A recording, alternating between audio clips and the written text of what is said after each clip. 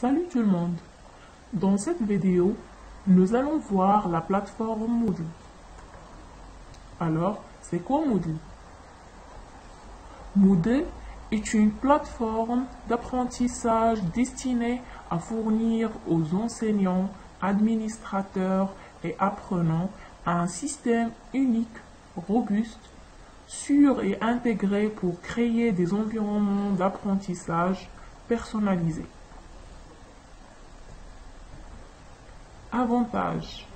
Moodle représente plusieurs avantages tels que facile à utiliser, libre sans coût de licence, toujours à la page, Moodle dans votre langue, plateforme d'apprentissage tout en un, flexible et personnalisable, en tout temps, partout, sur tous les appareils, robuste, sûr et privé, grand nombre de ressources disponibles.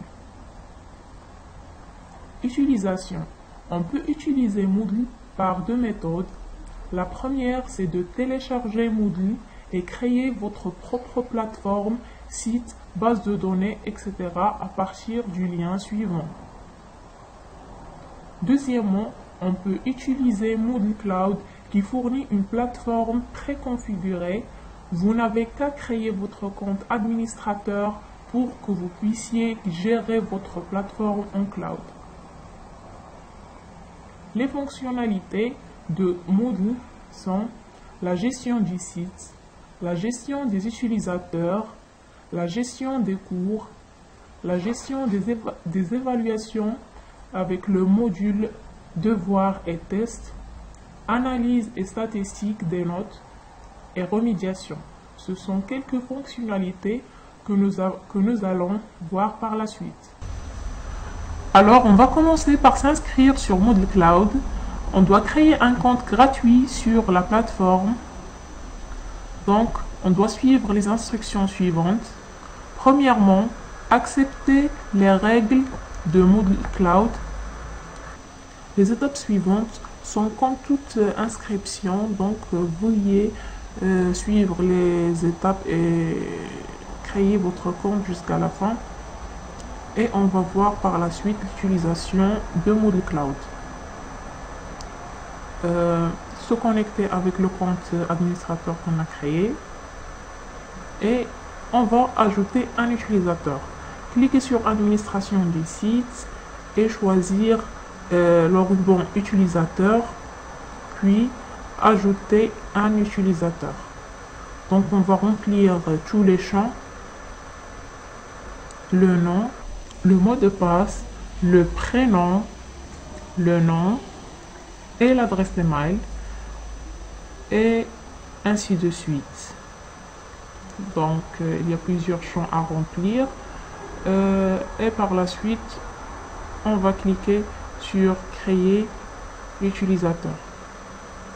Et il va s'afficher dans la liste des utilisateurs déjà créés. On va se déconnecter et se connecter avec ce nouveau utilisateur.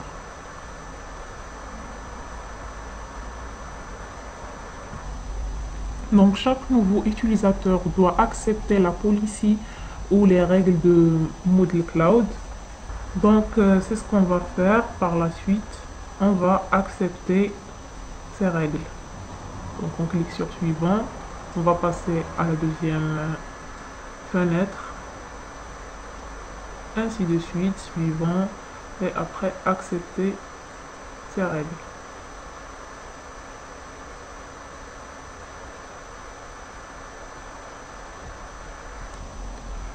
Donc Moodle Cloud vous présente une visite guidée pour la première, dans la première visite. On va voir le tableau de bord, le bloc de cours consulté récemment, la vue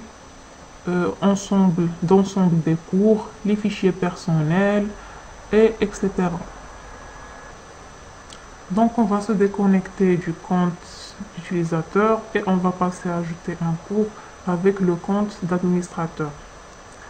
Donc dans la rubrique cours, on clique sur ajouter une catégorie, on remplit les champs, le nom de la catégorie, le numéro d'identifiant de catégorie, une petite description. Par exemple, vous trouverez ici tous les cours de l'informatique du tronc commun et créer la catégorie. Par la suite, on peut ajouter des cours dans cette catégorie. Donc, remplir les champs obligatoires, le nom complet du cours, un nom abrégé du cours, par exemple réseau et internet, on a choisi comme abréviation RI. Et on peut définir une date de début du cours et une date de fin, ou bien désactiver la date de fin pour qu'il soit illimité dans le temps. On peut choisir une image pour le cours.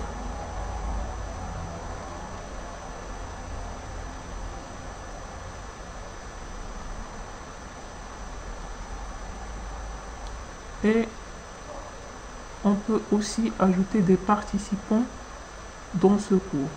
Donc on va inscrire des utilisateurs. On peut attribuer les rôles comme gestionnaire, enseignant non éditeur et étudiant.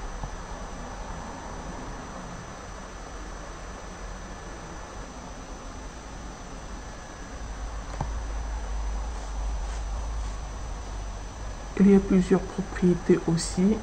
Donc on va ajouter des enseignants pour ce cours. On peut ajouter plusieurs utilisateurs en même temps.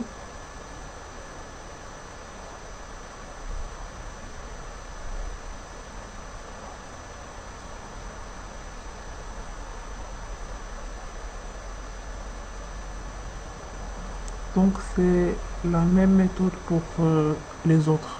Donc on va ajouter aussi des étudiants pour consulter ce cours.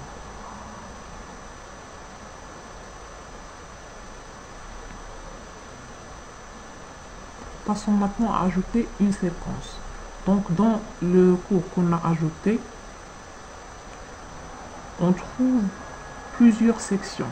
Donc on active le mode de modification et on change le nom des sections. Par exemple, la première section, c'est la séquence 1, les réseaux informatiques.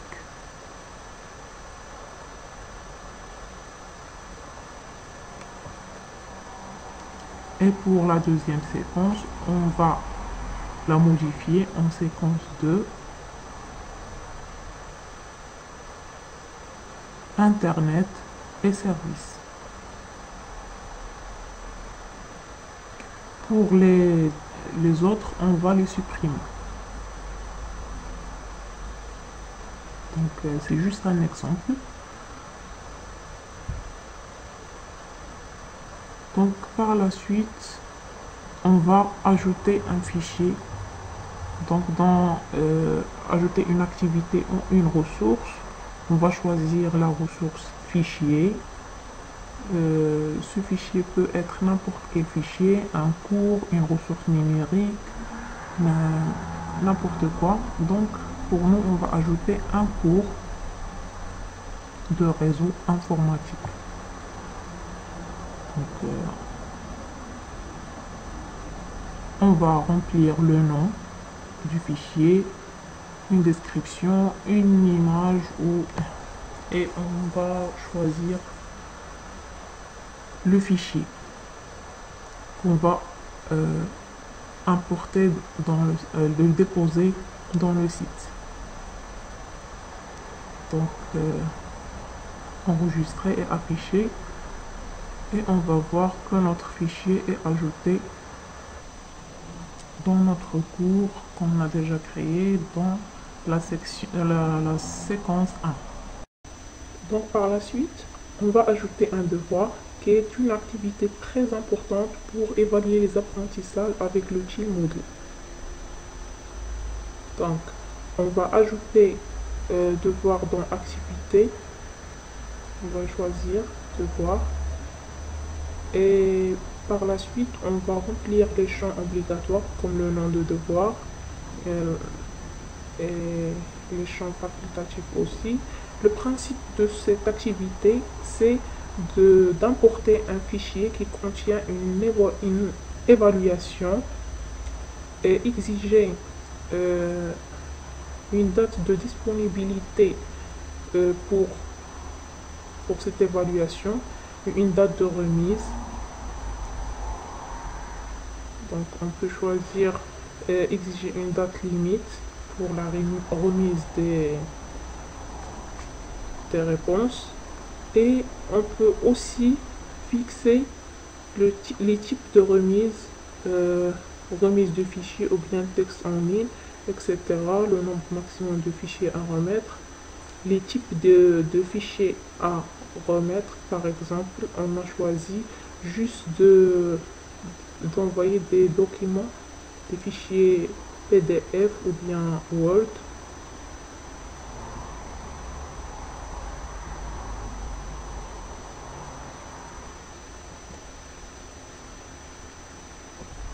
On peut spécifier plusieurs réglages pour ce devoir et enregistrer. Donc notre devoir est créé. On peut maintenant changer l'évaluation, le type ou la méthode d'évaluation. Donc on va utiliser une grille d'évaluation.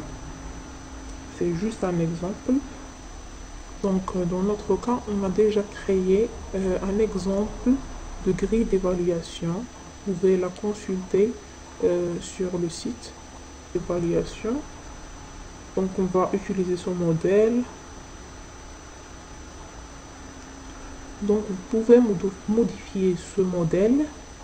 Donc on va modifier quelques critères. Donc la grille d'évaluation sert à aider à la correction. Donc il existe des critères qui correspondent aux exercices de l'évaluation, et pour chaque critère on a un niveau d'exigence. Donc par exemple, on va ajouter le critère de temps. Donc si les travaux sont rendus dans le délai, on met un point, mais s'ils sont en retard, on met 0. Donc on peut supprimer les autres niveaux ou bien supprimer un critère. Donc par la suite, on va enregistrer et passer à l'autre étape. Donc on peut par la suite consulter les travaux remis. On peut voir qu'il y a des étudiants qui ont passé, qui ont fait ce devoir, qui ont remis pour évaluation. Donc on peut faire la correction en cliquant sur notes. On voit les documents remis par les étudiants où il y a des réponses, et on peut utiliser notre grille ici pour faire une correction de l'évaluation. Par exemple, ainsi de suite.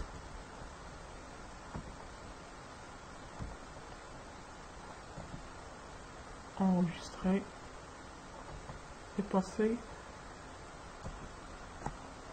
à l'étudiant suivant. Passons maintenant à un autre type d'évaluation, c'est le test. Donc on va ajouter un test dans activité de la même manière que devoir. On va remplir les champs demandés comme le nom, la description.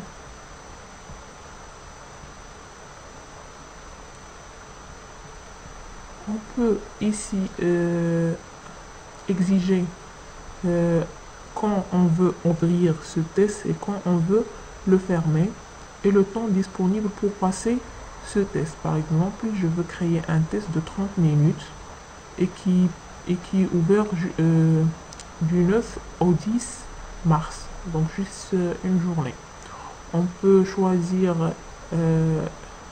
la note pour passer ce test, et ainsi de suite. Il y a plusieurs réglages pour cette activité. Donc enregistrer, maintenant notre test est enregistré et on peut ajouter les questions en cliquant sur modifier le test. Ajouter une question, on a plusieurs types de questions. On va choisir la question du type choix multiple. Donc on écrit le nom des questions, c'est juste un nom, et dans le texte de la question, c'est ici qu'on va rédiger notre question. Par exemple, dans la première question, je vais insérer une image et après je vais formuler l'énoncé de la question.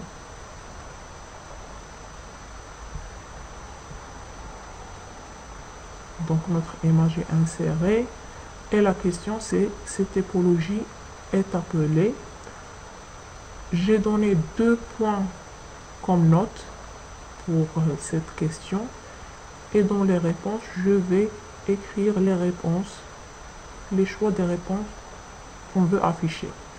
Par exemple, cette première réponse est vraie parce qu'il a comme note 100% et comme feedback c'est bravo.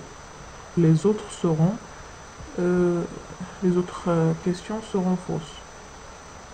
Mais on peut faire des choix multiples où on peut choisir plusieurs choix dans la réponse de question. Donc on va enregistrer et ajouter une autre question. La deuxième question sera une question de glisser et déposer sur le texte. Donc c'est une question de type question à trous. On a un texte où il y a des champs vides, mais on va les remplir par des crochets, des doubles crochets, où à l'intérieur on va écrire les nombres de 1 jusqu'à le nombre de réponses qu'on a. Donc ces nombres correspondent au choix qu'on va écrire comme réponse. Donc par exemple réseau, il va remplacer le numéro 1 dans le texte, ainsi de suite.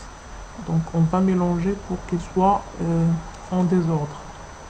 Enregistrer, on va faire un aperçu de la question. Donc voilà la question, comment il s'affiche pour l'étudiant. Il va falloir déposer les textes pour remplir ces champs. Si les questions sont vraies, il va avoir le signe de vrai, et sinon, il va avoir un signe de faux.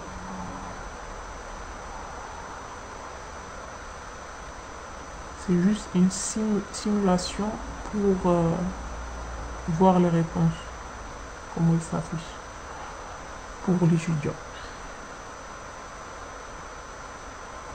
Donc passons maintenant à la question 3 qu'on va ajouter, une question de type vrai ou faux.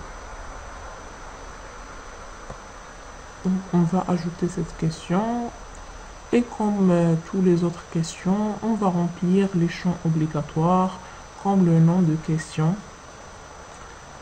ensuite le texte de la question, après la note et le feedback. On va choisir par la suite la réponse correcte et le feedback pour chaque réponse.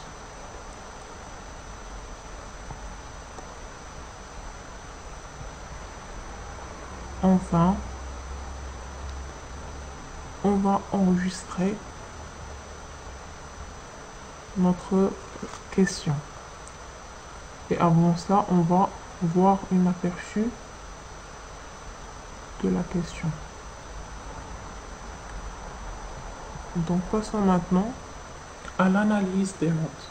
Donc dans cette étape, on a fait une simulation de réponses par des étudiants qu'on a créé dans la plateforme. On va à la propriété résultat, on choisit une note Dans cette page, on trouve l'ensemble des notes de tous les étudiants qui ont passé le quiz, détaillées avec la note de chaque question et une graphe qui représente ces notes et un affichage des notes dans le graphique. Donc c'est un outil très pertinent qui nous permet de voir les résultats des étudiants. Et on peut aussi télécharger ces résultats sous forme de fichier Excel. Dans la deuxième option, on va choisir les réponses des étudiants. Donc, comme la première, on a une liste des étudiants, mais cette fois avec les réponses exactes et non pas les notes des questions. Le troisième outil, c'est les statistiques. Cet outil nous permet de voir l'ensemble des informations du test et plusieurs statistiques qui peuvent nous aider dans la remédiation. Par exemple, on a la facilité, un indice de facilité des questions. Par exemple, on a la question 1, la question 2 et la question 3. L'indice de facilité de chaque question, etc. Donc c'est un outil qui va nous permettre de faire la remédiation après, pour voir les difficultés de chaque étudiant et où les points faibles et les points forts dans notre évaluation. Donc on peut aussi télécharger ces statistiques sous format Excel. Alors comme on a vu, cet outil Moodle est très important et il a plusieurs fonctionnalités dans plusieurs domaines, mais on s'est consacré juste sur les fonctionnalités de l'évaluation. Donc j'espère que ce tutoriel vous a aidé et merci pour votre attention.